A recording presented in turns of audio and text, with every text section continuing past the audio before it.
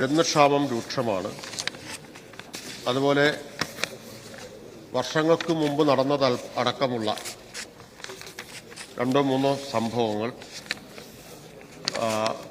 അതിനെ സാമാന്യവൽക്കരിച്ച് ആശുപത്രികളാകെ ശോചനീയമായിട്ടുള്ള സ്ഥിതിയിലാണ് എന്നെല്ലാം ചൂണ്ടിക്കാണിച്ചുകൊണ്ടാണ് ഇന്ന് സഭ നിർത്തിവെക്കാനുള്ള ഉപക്ഷേപത്തിന് നോട്ടീസ് നൽകിയിട്ടുള്ളത്. സർ, കേരളത്തിലെ സർക്കാർ ആശുപത്രികളും പൊതുജനാരോഗ്യ സംവിധാനവും ഇന്ത്യയിലെ മറ്റേതൊരു സംസ്ഥാനത്തേക്കാൾ മികച്ചതും ലോകശ്രദ്ധ പിടിച്ചുപറ്റിയിട്ടുള്ളതുമാണ്. അതുകൊണ്ടാണ് കേന്ദ്ര സർക്കാരിന്റെ എല്ലാ ആരോഗ്യ സൂചികകളിലും കേരളം ഒന്നാം സ്ഥാനത്ത് നിലനിൽക്കുന്നത്, ഒന്നാം സ്ഥാനം നിലനിർത്തിക്കൊണ്ടിരിക്കുന്നത്. ഇത് യാദൃശ്ചികമായി സംഭവിക്കുന്ന ഒരു നേട്ടമല്ല. കേരളത്തിന്റെ ആരോഗ്യ മേഖലയിൽ സംസ്ഥാന സർക്കാർ നടത്തിയിട്ടുള്ള വലിയ തോതിലുള്ള പൊതു മുതൽ മുടക്ക്, അതോടൊപ്പം വിദഗ്ധരായ ആരോഗ്യ പ്രവർത്തകരുടെ കൂട്ടായിട്ടുള്ള പരിശ്രമം ഇതിന്റെ എല്ലാം നേട്ടമാണ്.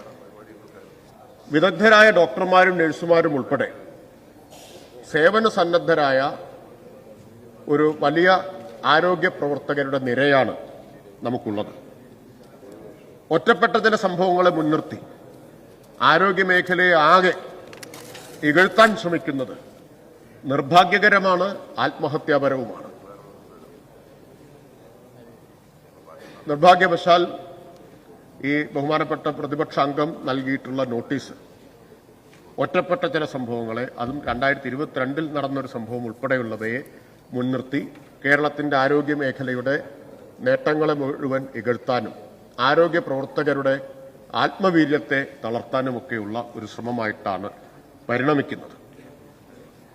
സർ, 2016 മുമ്പുള്ള കാലത്തെക്കുറിച്ച് ഞാനിവിടെ ഇപ്പോൾ വിശദമായിട്ട് പറയേണ്ട കാര്യമുണ്ടെന്ന് തോന്നുന്നില്ല, എല്ലാവർക്കും അറിയാവുന്നതാണ്. 2016 LDF സർക്കാർ അധികാരത്തിൽ വന്ന ശേഷം പ്രത്യേകമായിട്ടുള്ള ഊന്നലാണ് ആരോഗ്യ മേഖലയ്ക്ക് നൽകിയിട്ടുള്ളത്. ആരോഗ്യം, വിദ്യാഭ്യാസം, അതുപോലെ തന്നെ ഭവന നിർമ്മാണം, പരിസ്ഥിതി സന്തുലനം, ഈ 4 മേഖലകൾ മുൻഗണനാ മേഖലകളായി കണ്ടുകൊണ്ട് 4 മിഷനുകൾ സംസ്ഥാന സർക്കാർ ആവിഷ്കരിച്ച് നടപ്പാക്കിയിട്ടുണ്ടായി. ആരോഗ്യമേഖലയിൽ നടപ്പാക്കിയിട്ടുള്ള മിഷൻ ആർദ്രം മിഷനാണ്. അതിലൂടെ പ്രാഥമിക ആരോഗ്യ കേന്ദ്രങ്ങളെയെല്ലാം കുടുംബാരോഗ്യ കേന്ദ്രങ്ങളാക്കി ഉയർത്തി. വൈകുന്നേരം വരെ OP സംവിധാനം ഏർപ്പെടുത്തി.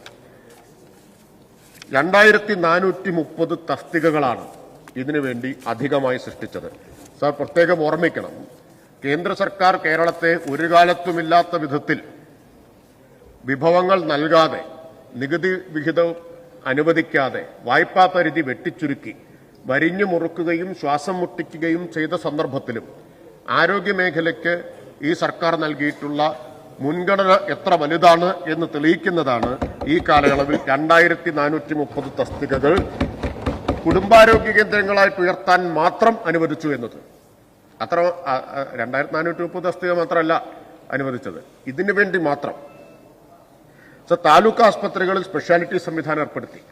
ജില്ലാ ജനറൽ ആശുപത്രികളിൽ സൂപ്പർ സ്പെഷ്യാലിറ്റി സംവിധാനങ്ങൾ ഏർപ്പെടുത്തി. ഒരു ജില്ലയൊഴികെ കേരളത്തിലെ എല്ലാ ജില്ലകളിലും കാത്ത് ലാബുകൾ സ്ഥാപിച്ചു.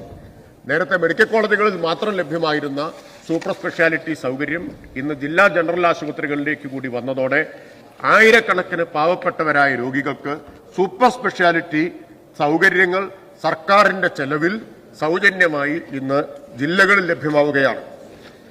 സർ, മെഡിക്കൽ കോളേജുകളെ മികവിന്റെ കേന്ദ്രങ്ങളാക്കി മാറ്റുന്ന പ്രവർത്തനങ്ങൾ നടന്നുകൊണ്ടിരിക്കുന്നു. അപൂർവ രോഗങ്ങൾക്കുള്ള മികവിന്റെ കേന്ദ്രമായി SAT ആശുപത്രിയെ കേന്ദ്ര സർക്കാർ തെരഞ്ഞെടുത്തത് ഈ കാലയളവിലാണ്. സർ, ഞാൻ നേരത്തെ പറഞ്ഞു 2430 തസ്തിക സൃഷ്ടിച്ചത് സാമൂഹ്യ ആരോഗ്യ കേന്ദ്രങ്ങളെ, പ്രാഥമികാരോഗ്യ കേന്ദ്രങ്ങളെ കുടുംബാരോഗ്യ കേന്ദ്രങ്ങളാക്കി മാറ്റാനാണ്. ആകെ ഒന്നാം പിണറായി സർക്കാരിന്റെയും രണ്ടാം പിണറായി സർക്കാരിന്റെയും കാലത്ത് സൃഷ്ടിച്ച തസ്തികകളുടെ എണ്ണം 8967 സർ. 8967. ഇന്ന് കേരളത്തിൽ ആരോഗ്യ വകുപ്പിൽ ഏകദേശം 50,250 സ്ഥിരം ജീവനക്കാർ ജോലി ചെയ്യുന്നുണ്ട്. അതിന് പുറമെ NHM വഴി 15,574 പേരും ജോലി ചെയ്യുന്നുണ്ട്. ഇതിനെല്ലാം പുറമെ HMC, കാസ്പ്, എംപ്ലോയ്മെന്റ് എക്സ്ചേഞ്ച് വഴി താൽക്കാലികമായിട്ട് ജോലി ചെയ്യുന്നുണ്ട്. ആരോഗ്യ വിദ്യാഭ്യാസ വകുപ്പിൽ 15,000-ഓളം സ്ഥിരം ജീവനക്കാരും ജോലി ചെയ്യുന്നുണ്ട്. സർ, ഈ നോട്ടീസ് ചൂണ്ടിക്കാണിച്ചിട്ടുള്ള ചില കാര്യങ്ങൾ ഞാൻ നേരത്തെ പറഞ്ഞു, വർഷങ്ങൾക്ക് മുമ്പ് നടന്നതാണ്. നെയ്യാറ്റിൻകര ജനറൽ ആശുപത്രിയിൽ ഒരു രോഗിയുടെ വയറ്റിൽ സർജിക്കൽ ഗോസ് കണ്ടെത്തിയെന്ന സംഭവമാണ് ഒന്ന് ഇവിടെ ഉന്നയിക്കുന്നത്. ഇത് 2022 ജൂലൈയിൽ നടന്ന കാര്യമാണ്. ഇത് സംബന്ധിച്ച് അന്വേഷണം നടത്തി റിപ്പോർട്ട് വകുപ്പ് തലത്തിൽ പരിശോധിച്ചുകൊണ്ടിരിക്കുകയാണ്. സ്ഥിരം ലോക് അദാലത്ത് കോടതി ഡോക്ടർക്കെതിരെ വീഴ്ച കണ്ടെത്തി. ലോക് അദാലത്ത് കോടതിയുടെ ഉത്തരവ് വന്നത് ഈ കഴിഞ്ഞ ഫെബ്രുവരിയിലാണ്. 3 ലക്ഷം രൂപ പിഴ ഈടാക്കാനും ചികിത്സാ ചെലവ് നൽകാനും വിധിച്ചിട്ടുണ്ട്. ഇതിനടിസ്ഥാനത്തിൽ വകുപ്പ് തല നടപടികൾ ആരംഭിച്ചു കഴിഞ്ഞിട്ടുണ്ട്.